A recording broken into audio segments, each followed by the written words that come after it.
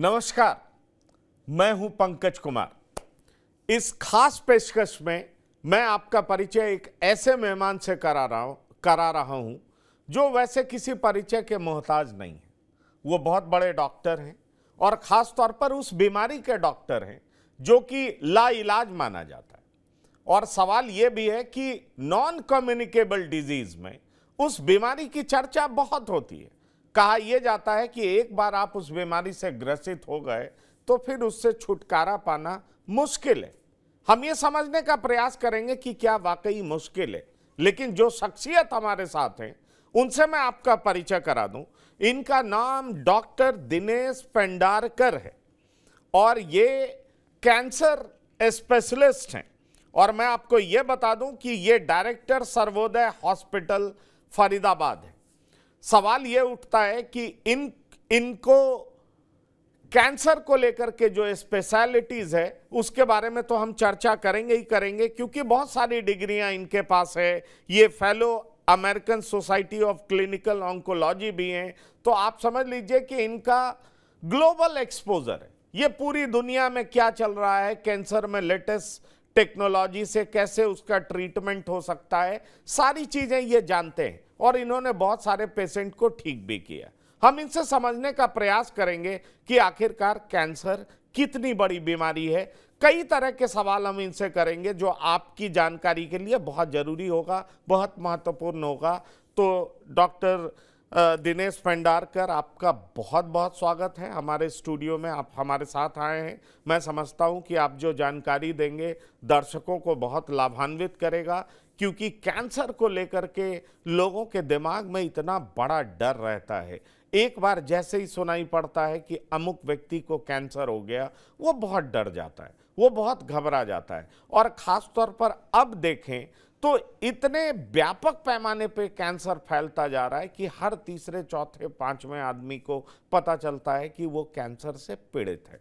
तो आखिरकार कैंसर इतना फैल क्यों रहा है और क्या ये वाकई लाइलाज बीमारी है? नमस्कार पंकज जी। और मैं बताना चाहूँगा कि सबसे पहले तो हम यह समझ लें कि कैंसर एक लाइलाज बीमारी नहीं है। कैंसर एक बीमारी नहीं है, यह कई तरह की बीमारियों का एक समूह है। इसमें कुछ बीमारियां हैं जो शायद लाइलाज हों, मगर ज़्यादातर बीमारियां वो हैं जो इलाज से ठीक हो जाती है। कई सारे फैक्टर हैं जो निर्धारित करते हैं कि कैंसर किस दिशा में बढ़ेगा, कितना ठीक होगा। इसलिए मेरी सबसे पहली गुजारिश आपसे यही रहेगी कि कैंसर को हम इलाज लायक बीमारी माने और किसी के पता पड़ने पर कि ये कैंसर है, अस्पताल में जाने के पहले मन बना के जाएं कि मुझे ठीक होना है। और अगर आप मन बना के जाएंगे कि मुझे ठीक होना है तो विज्ञान इतना आगे पहुंच चुका है कि आपकी इसमें अवश्य मदद करेगा। मगर हमें इसमें डॉक्टर और स्वास्थ्य संस्था के साथ मरीज के निःशुल्क मरीज की अंदर से ताकत की बहुत ज़रूरत है कि वो आगे आकर इस इलाज में मदद करें, कैंसर को लाइलाज ना माने।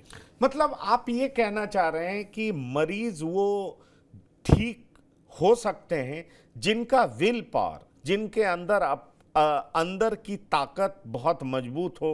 क्योंकि हमने कई सारे सेलिब्रिटीज की चर्चा भी सुनी है, उनके बारे में पढ़ा भी है कि वो ठीक इसलिए हो गई क्योंकि उनके भीतर विल पावर बहुत जबरदस्त था। तो विल पावर का रोल क्या होता है? क्या वो अंदर से आपको ज्यादा इम्यूनिटी देता है? क्या वो ज्यादा ताकत प्रदान करता है जिससे कैंसर जैसी बीमारी से लड़ा जा सके? शायद आपने बिल्कुल सही पकड़ा। कैंसर वो बीमारी है जो सिर्फ किसी कारणों से नहीं होती है, जिसमें जो मेरा शरीर है वो अंदर से कितना ताकतवर है, यह एक बहुत बड़ा मुद्दा है। और विल पावर ही हमारी कई चीज़ों को कंट्रोल करता है। विल पावर हमारी इम्यूनिटी को कंट्रोल करता है। विल पावर हम इलाज के साइड इफ़ेक्ट किस तरह से झेलेंगे उसको प्रभावित करता है। तो विल पावर की बहुत ज़्यादा वैल्यू है। जो मरीज़ ठान लेता है कि मैंने ठीक होना है, प्रायः मैंने मेरे 40 साल के एक्सपीरियंस में देखा है कि वो ठीक हो जाता है। अगर मैंने पहले ही दिन मान लिया कि नहीं यार मैं तो बिल्कुल ही ठीक नहीं होने वाला हूँ, वो मरीज़ ठीक नहीं करता है। इसलिए मेरी सबसे पहली गुजारिश है, अगर किसी को पता भी पड़ता है कैंसर है तो ठान के मरीज का मन बना के ठीक होने का इरादा रख के फिर अस्पताल में प्रवेश करें। डॉक्टर, मैं आपसे यह समझना चाहूंगा, विल पावर जिसको हिंदी में कहते हैं दृढ़ इच्छा शक्ति। अब सवाल ये उठता है कि दृढ़ इच्छा शक्ति पर्सन टू पर्सन वैरी करता है, और ये कहा जाता है कि ये इंसान का एक ऐसा स्वभाव होता है जिसको थोड़ा बहुत डेवलप तो किया जा सकता है, लेकिन बहुत ज़्यादा डेवलप नहीं किया जाता।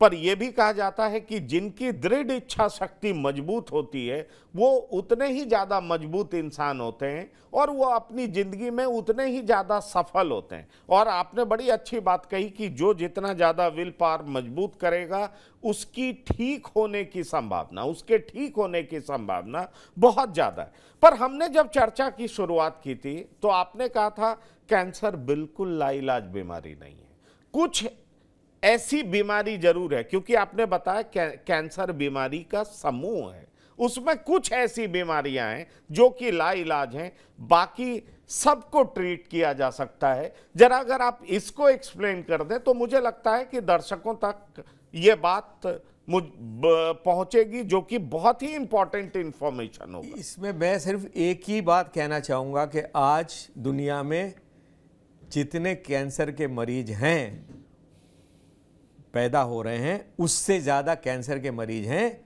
जो इस बीमारी से पूरी तरह से ठीक हो चुके हैं।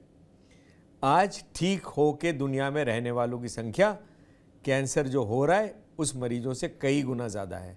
यह एक ही फैक्ट ये प्रूफ करता है कि कैंसर एक ठीक होने वाली बीमारी है। हाँ, अब ऐसा बहुत बार होता है कि कैंसर लेट स्टेज में पकड़ में आया, मरीज सही समय पर डॉक्टर के पास नहीं पहुंच पाया, या कुछ इस तरह का बीमारी है जो ठीक नहीं हो सकता है। ये बहुत कम नंबर है इसका। ऑन एन एवरेज आज की तारीख में मरीज अगर जैसे ही उसको तकलीफ़ होती है वो डॉक्टर के पास पहुंच जाता है। आज हमारे पास सारी सुविधाएं हैं, हमारे घर के पास में डॉक्टर मौजूद है, हमारे पास जो आम जांच है जिससे हम कैंसर को पकड़ते हैं, एक्सरे है, सोनोग्राफी है, रूटीन खून की जांच है, ये हर गली में मौजूद है।